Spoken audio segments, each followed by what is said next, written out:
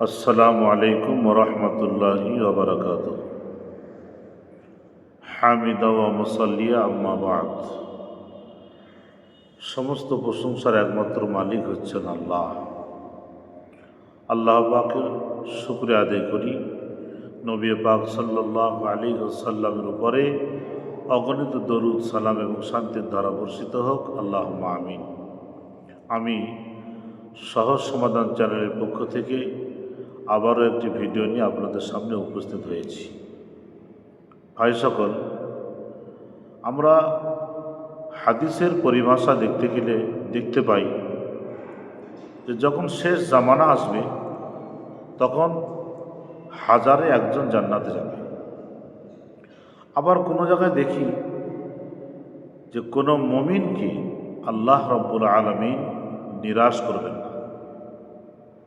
আবার দেখি মুমিনের কোনো দোয়াকে আল্লাহ পাক ব্যর্থ দিবেন না। ভাই সকল, আল্লাহ রাব্বুল আলামিনের নবী যে সুপারিশ করবেন প্রত্যেকটা মুমিনের জন্য নবীজি নিজে সুপারিশ করে তাকে জান্নাতে দেবেন। এখন আমরা দেখি মুমিন কারা, মুসলমান আসলে কি, মুসলমান হওয়ার শর্ত কি। ভাই সকল, আমরা যদি চালনে করে মুসলমানকে চালতে শুরু করে দিই তাহলে দেখতে পাব দাড়িতে মুসলিম হওয়া যায় না, টুপিতে মুসলিম হওয়া যায় না, জামাতে মুসলিম হওয়া যায় না। কিন্তু এইটা দরকার, এটা ইসলামের একটা সুন্নত পালন, এগুলো দরকার। এটাই শুধু নয়, এটাও দরকার। ব্যাপারটা হচ্ছে তো মুসলিম কিসে হচ্ছে, এক আল্লাহর প্রতি দৃঢ় বিশ্বাস আর নবী পাক সাল্লাল্লাহু আলাইহি ওয়াসাল্লামের উপরে ইয়াকিন, তার তরিকাকে মেনে চলা, এটা হচ্ছে মুসলিমের প্রথম ফাউন্ডেশন। এখন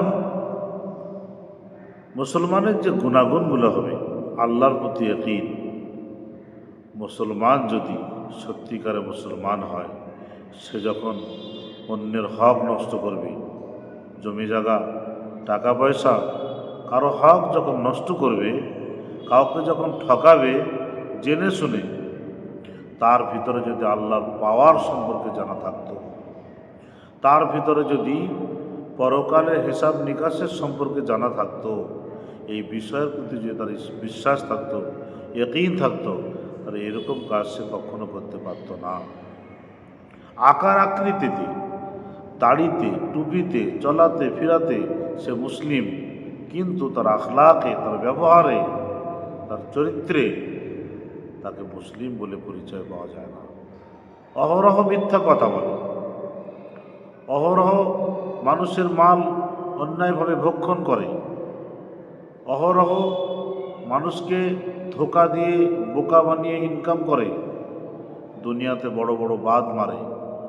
এই সমস্ত লোক এনারা বলে আমরা প্রকৃত মুসলিম না। আল্লাহর হুকুম আর নবীর তরিকাকে অমান্য করলে সে আর কখনো মুসলিম থাকে না। আল্লাহ রাব্বুল আলামিন এরকম প্রমাণ নবীদেরকে দিয়ে আমাদের চোখের সামনে বহুত প্রমাণ রেখেছেন।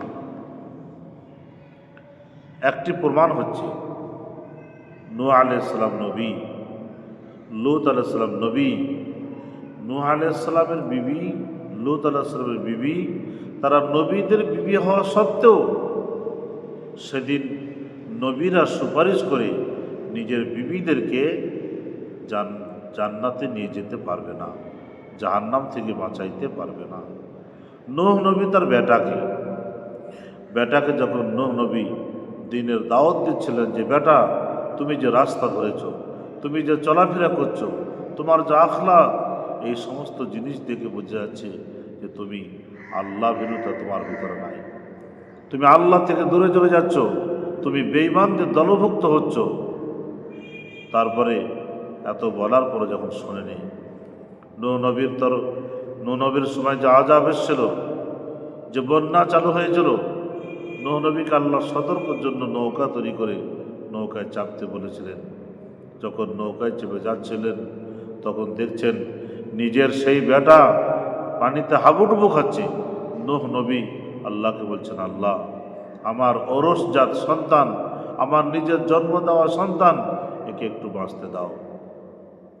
বেটাকে বলছে, এ বেটা আমার নৌকায় চেপে যাও, ইয়ারকাব মাআনা, আমার সাথে চেপে যাও।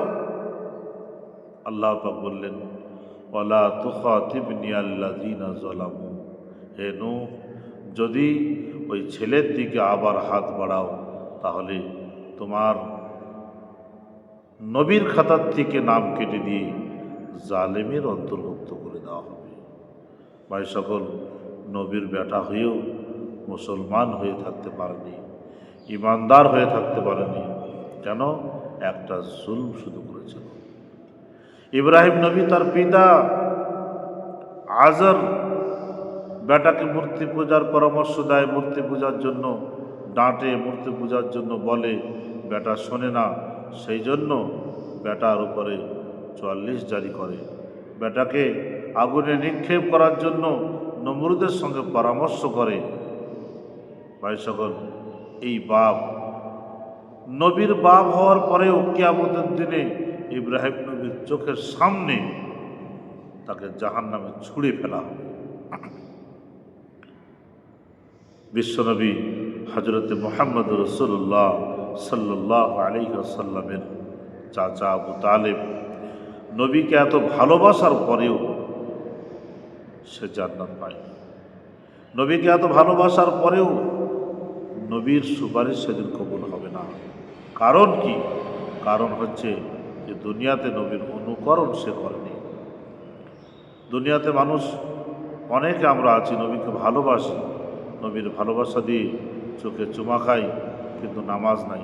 নবীর ভালোবাসা দিয়ে মাথায় চুল রাখি, হাতে বালা পরি, নবীর ভালোবাসা দিয়ে মাজারের চাদরকে মাথায় বেঁধে বেড়াই।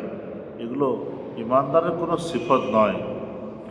ইমানদার আল্লাহর হুকুম নবীর তরিকা অনুযায়ী পালন করবে, এটাই হচ্ছে ইমানদারের মেন গুণ। তাই আমরা আসি, আমাদের ভিডিও যারা দেখেন তারা ফলো করতে থাকেন। সামনে মাহে রমজান আসছে, মাহে রমজান সম্পর্কে, রমজানের রোজা কিভাবে পালন করতে হবে, কিভাবে প্রস্তুতি নিতে হবে, এই সম্পর্কে আমরা বিস্তারিত বলবো। এবং এই আমলের সঙ্গে আমাদের বাহ্যিক জগতের পর্দার আমল, হারাম হালালের আমল, গীবতের আমল, চুগলামির আমল, এই সমস্ত আমলগুলো আমরা কোনটা ছাড়ব, কিভাবে ছাড়ব, কোনটা পালন করব, কিভাবে পালন করব, এই সম্পর্কে বিস্তারিত ভিডিও আপনারা দেখতেই থাকুন, পরস্পর ভিডিও আসতেই থাকবে। আমরা আজকে প্রকৃত মুসলিমকে আল্লাহর হুকুমে, যেখানে একটা কাজ কেউ দেখতে পাচ্ছে না, আমি অন্যের মালকে অন্যায়ভাবে ভক্ষণ করছি, এখানে কেউ দেখতে পাচ্ছে না, যদি তার ইয়াকিন থাকে যে না, কেউ না দেখলে আল্লাহ দেখবে, এই বিশ্বাস যদি তার থাকে, তাহলে এই ব্যক্তি হচ্ছে প্রকৃত ইমানদার। আল্লাহ পাক আমাদেরকে ইমান নামক দৌলত দিয়ে যেন মালামাল করে। আল্লাহ পাক আমাদেরকে যতদিন দুনিয়ায় বেঁচে রাখবেন ততদিন যেন ইমানের হালত রাখেন। যখন আমরা মরে যাব তখন ইমান নিয়ে যেন কবর পর্যন্ত যেতে পারি, সে তৌফিক আল্লাহ রাব্বুল আলামিন আমাদের সকলকে দান করুন। আমিন। ওয়া আখির দাওয়ানা আলহামদুলিল্লাহি রাব্বিল আলামিন। আসুন এই ভিডিওটা বেশি বেশি করে শেয়ার করতে থাকুন, আপনারাও নেকির অধিকারী হবেন। আল্লাহ পাক আমাদেরকে আমলের তৌফিক দান করুন। আসসালামু আলাইকুম ওয়া রাহমাতুল্লাহি ওয়া বারাকাতুহু।